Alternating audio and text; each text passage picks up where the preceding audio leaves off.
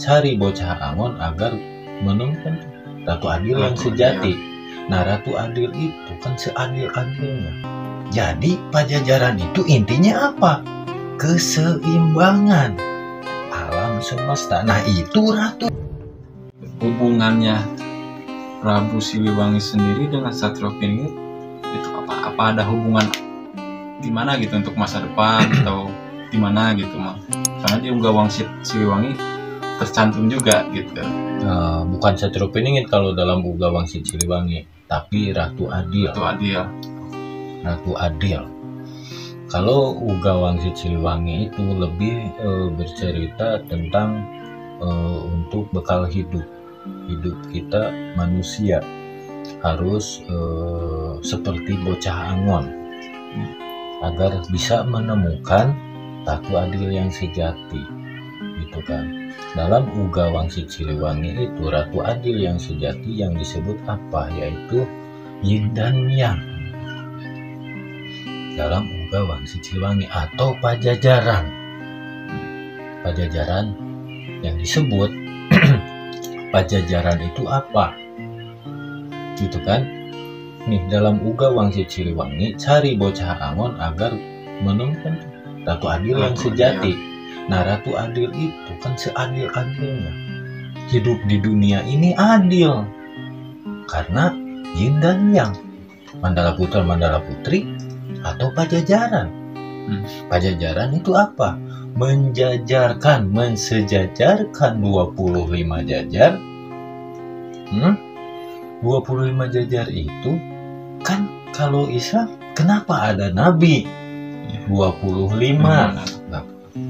Kan?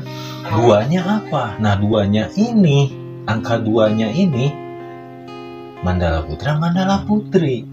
5-nya apa? 5-nya itu rukun Islam. Kalau 5 tambah 2 itu 7. 7 itu apa? 7 lapis langit, 7 lapis bumi. Jadi Pajajaran itu intinya apa?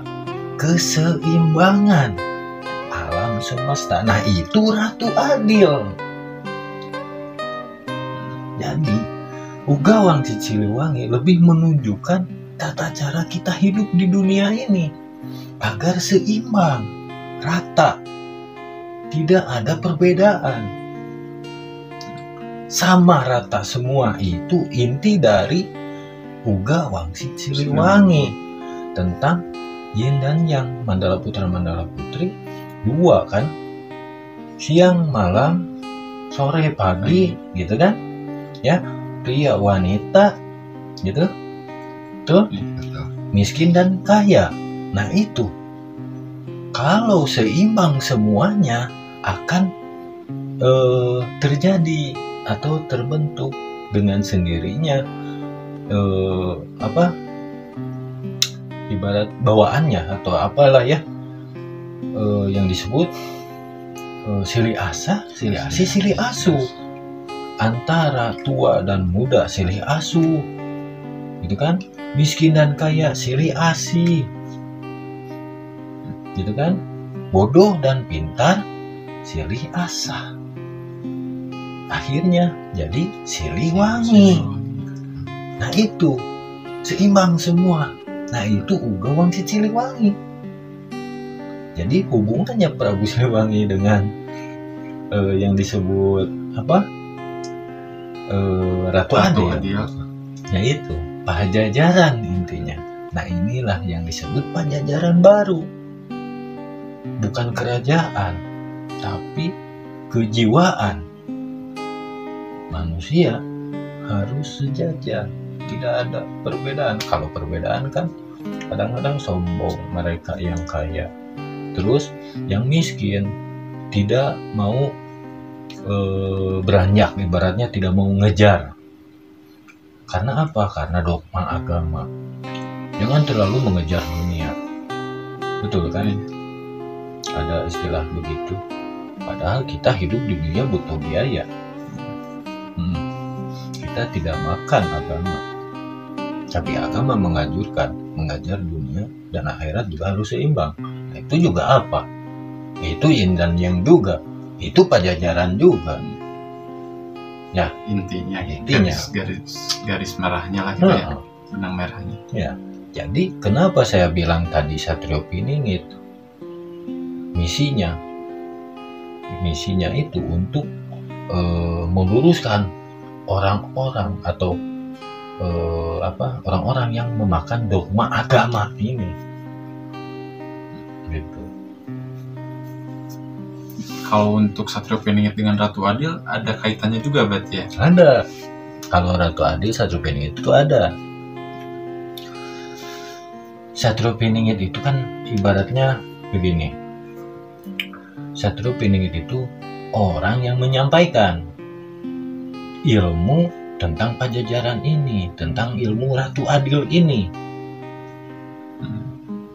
yang dibentuk dari bocah Angon. Satrio Piningit itu terbentuk dari bocah Angon. Bocah Angon ini yang melahirkan Satrio Piningit. Gitu. Nah, Satrio Piningit ini yang menyebarluaskan tentang keadilan, yaitu Ratu Adil yang sejati yang disebut Pajajaran ini.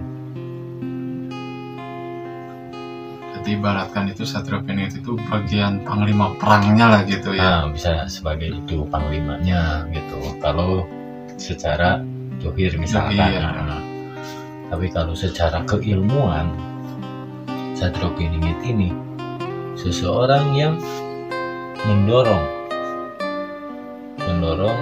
memberikan pengetahuannya secara ibaratnya sukarela lah.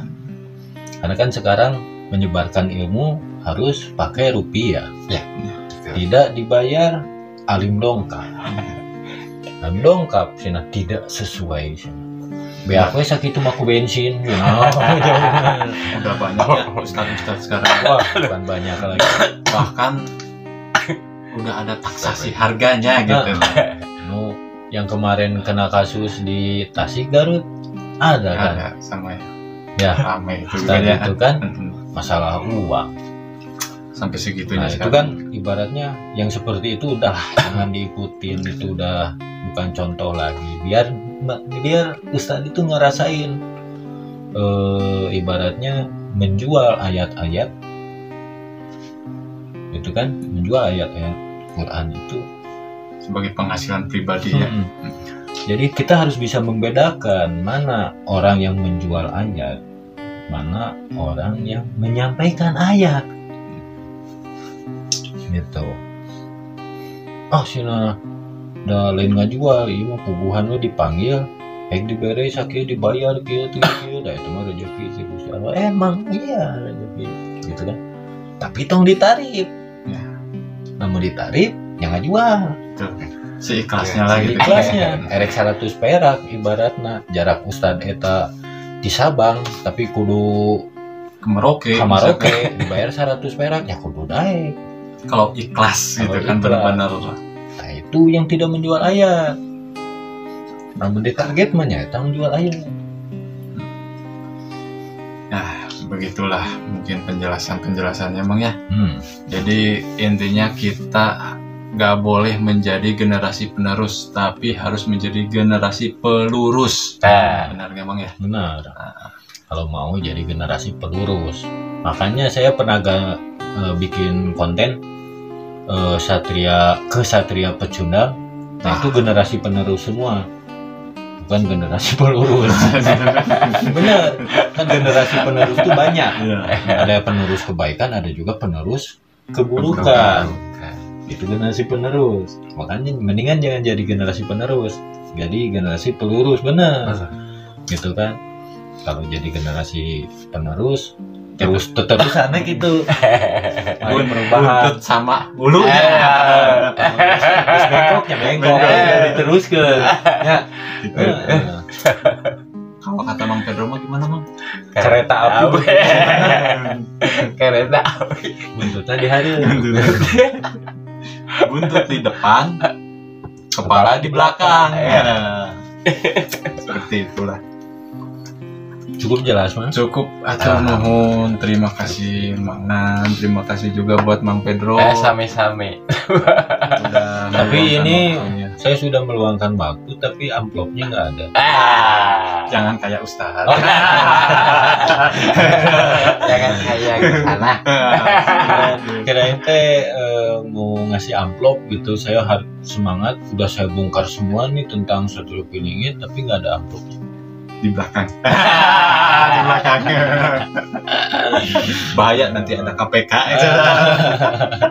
Apa mang KPK mang? Kelompok pencapir.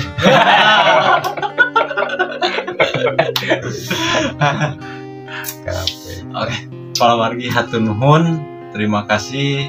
Nanti kita lanjutkan lagi di konten selanjutnya bersama Mang Nan dan Mang Pedro.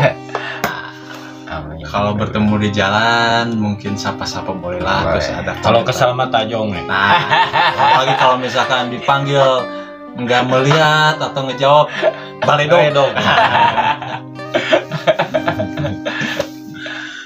Nah, gitu aja lah. Selanjutnya kita di minggu berikutnya aja. Nah, gitu ya. Ya. Assalamualaikum.